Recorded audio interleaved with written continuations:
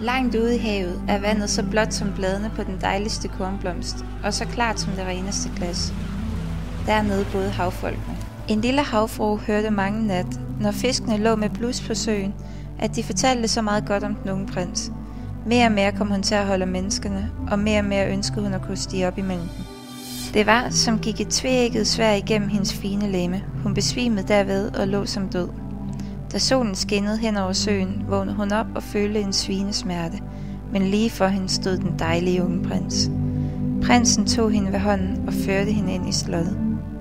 Kostelige klæder af silke og musselin fik hun på.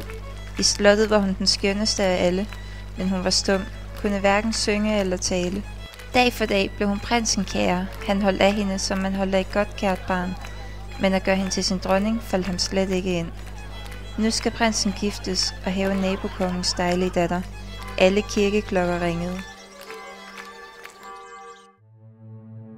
Før sol står op, må du stikke denne kniv i prinsens hjerte, og når da hans varme blod stinker på dine fødder, der vokser de sammen til en fiskehale, og du bliver en havfrue igen. Han eller du må dø, før sol står op. Den lille havfrue trak tæppet bort, og hun så den dejlige brud sove med sit hoved på prinsens bryst. Så ned på den skarpe kniv og fæstede igen øjnene på prinsen. Kniven sitrede i havfruens hånd, men da kastede hun den langt bort. Nu steg solen frem af havet. Strålerne faldt så mildt og varmt på det dødskolde havskum, og den lille havfrue følte ikke til døden. Hun så den klare sol, og oppe over hende svævede 100 gennemsigtige dejlige skabninger. Deres stemme var melodi, så åndeligt, at intet menneskeligt øre kunne høre den.